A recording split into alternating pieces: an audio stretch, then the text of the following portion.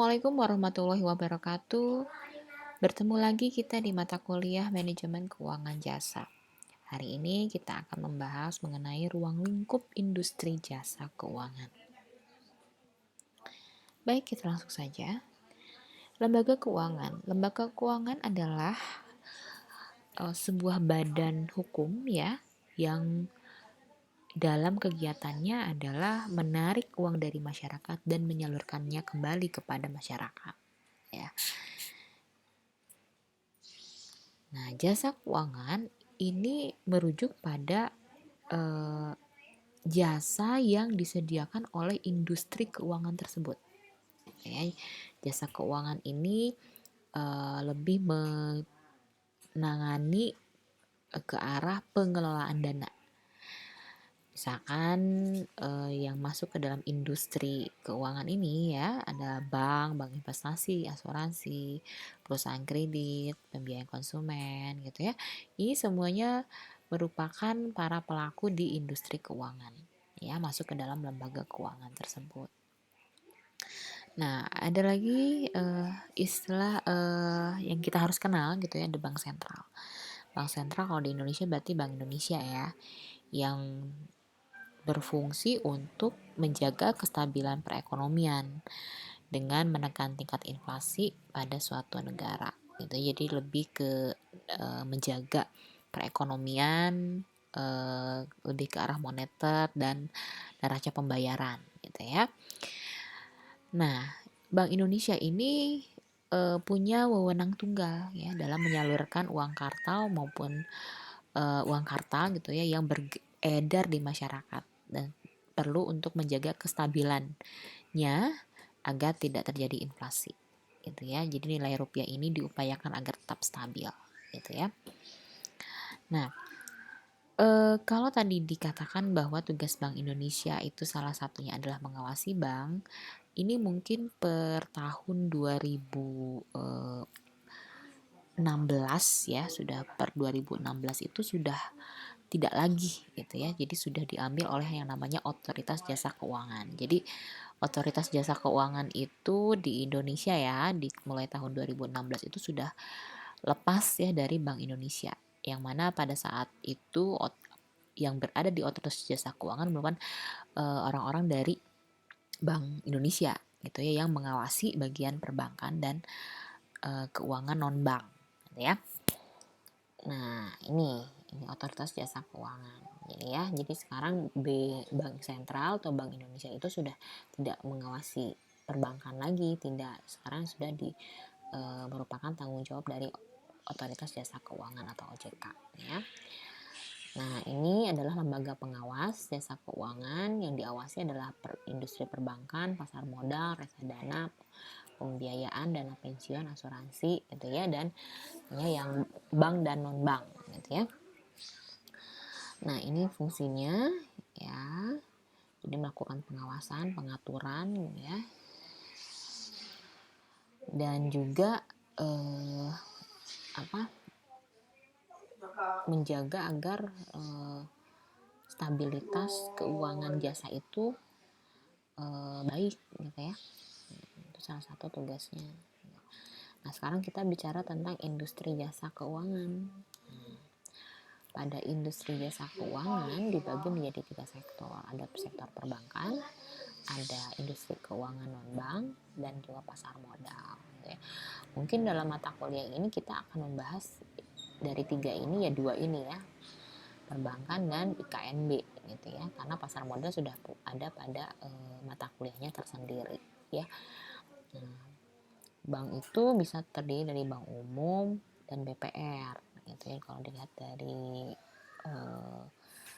operasionalnya gitu ya. Nah, bank asing yang kepemilikan. Kalau bank syariah itu dari pada saat pengoperasian juga sih, tapi ada yang berdasarkan konvensional, ada yang berdasarkan prinsip syariah gitu ya. Nah, ini kalau kita lihat perbankan ini seperti ini, industri jasa keuangan di Indonesia ya. Jadi ada bank umum konvensional, ada bank umum syariah gitu ya. Jadi perbankan tuh ada 2 sih, bank umum dan bank BPR gitu ya. Sama BPR juga ada yang konvensional, ada yang syariah ya. Jasa perbankan itu ya mengkolek dana dari masyarakat dan menyalurkan kembali gitu ya. Nah, produk-produknya ya ini kredit, giro, deposito, tabungan gitu ya. Nah, mungkin kita bisa lihatlah di sini ya degradasinya di mana gitu ya. Nah, perbankan ini. Nah, ada yang namanya bank umum. Bank umum itu biasanya bank komersial ya. Yang paling banyak di Indonesia itu bank umum. Dibanding bank BPR kan lebih banyak bank umum karena lebih banyak beroperasi di seluruh wilayah Indonesia gitu ya. Nah, layanannya ya tadi ada yang devisa, ada yang non devisa. Jadi devisa mah bisa melayani kegiatan yang berhubungan dengan falas gitu valuta asing. Tapi kalau yang non devisa tidak ya. Biasanya bank-bank kuat ya yang bisa falas itu. Nah, ini jasa-jasanya. Nah, jadi dari manakah bank memperoleh pendapatan? Dari memberikan jasa keuangan gitu ya. Berupa transfer, clearing, inkasso, safe deposit box gitu ya, kalkulator dan lain sebagainya. Katanya juga melayani pembayaran, setoran gitu ya. Di situ mereka mendapatkan commission fee ya karena telah memberikan jasa di sektor perbankan gitu ya. Nah, ini kegiatan BPR. Nah, BPR itu dia menghimpun dana dalam bentuk tabungan dan deposito. Jadi kalau giro tidak, dan menyalurkannya kembali dalam bentuk investasi baik itu modal kerja dan kredit perdagangan. Jadi kelebihan dari BPR itu lebih melayani ke masyarakat lokal ya, masyarakat lokal dan biasanya komunitas UMKM. Jadi memang dalam pendiriannya biasanya UMKM lebih banyak dilayani oleh bank BPR ya. Nah, kalau bank asing dan bank campuran itu dari segi kepemilikannya ada yang dari luar, bank asing, bank campuran itu 50-50 atau 60-40 gitu ya bisa. Jadi bank campuran ada pemilikannya dari dalam negeri maupun dari luar negeri gitu ya. Nah, untuk pemberian kredit itu untuk bank asing dan campuran itu dibatasi pada kegiatan perdagangan internasional. Bidang industri dan produksi, penanaman modal asing gitu ya. Sedangkan untuk jasa-jasa keuangan lainnya dapat dilakukan oleh bank umum campuran dan bank asing gitu ya, seperti bank umum gitu ya. Nah, kalau bank syariah ini dalam proses operasionalnya itu berdasarkan prinsip-prinsip syariah gitu yang berada di dalam ketentuan Al-Quran dan Hadis gitu ya. Sekarang sudah banyak memiliki daya saing gitu ya untuk bank-bank syariah ini karena memiliki potensi gitu ya. Terlebih kalau kita mengikuti sekarang ada 4 bank syariah, bank negara syariah yang bersatu dan menjadi bank syariah Indonesia.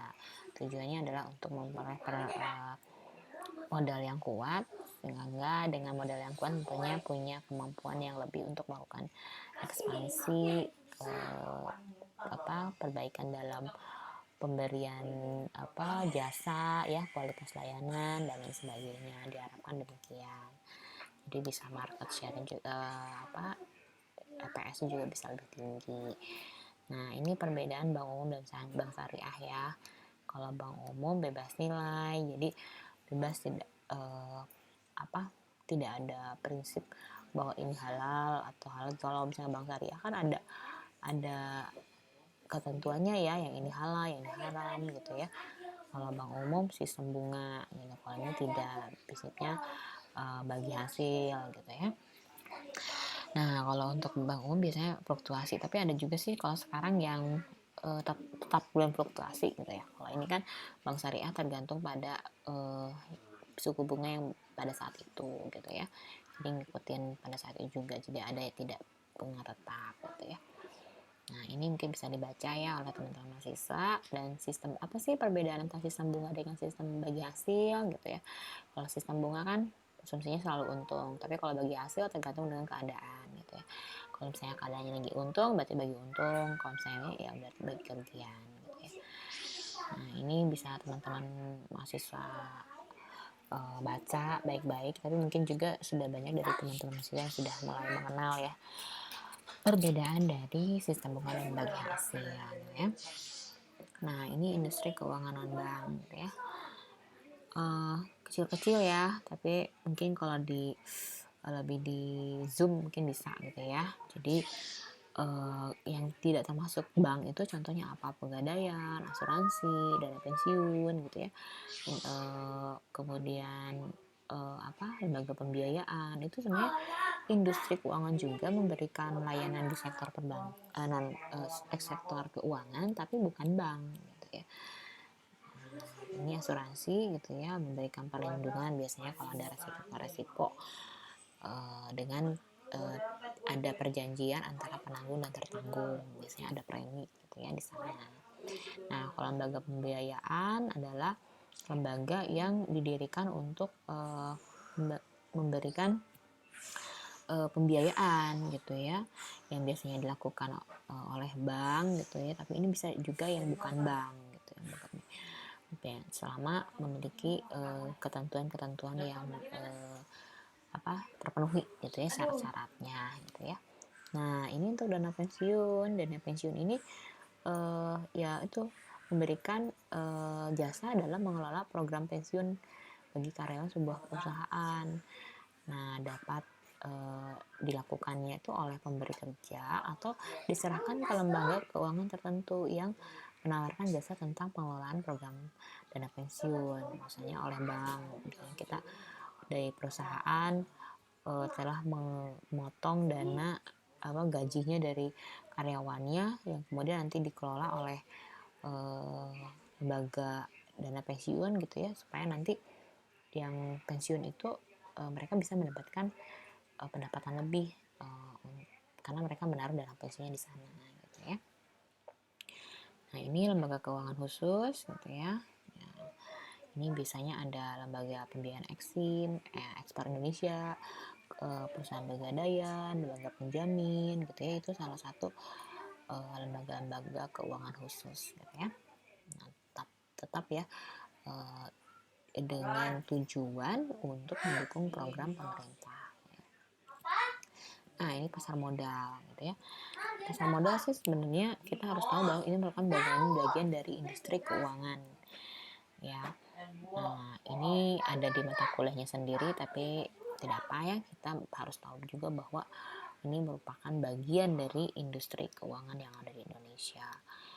Nah, pasar modal itu sendiri adalah pasar keuangan modern ya, di mana penjual dengan pembeli tidak harus bertemu langsung, gitu ya.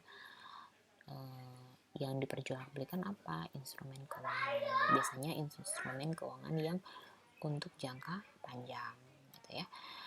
Oh, sampai sini aja ya. Berarti penjelasannya sampai sini saja untuk ruang lingkup industri jasa keuangan ya. Mudah-mudahan cukup jelas. Dan jika ada yang ingin didiskusikan, dicatat saja supaya nanti kita bisa bahas.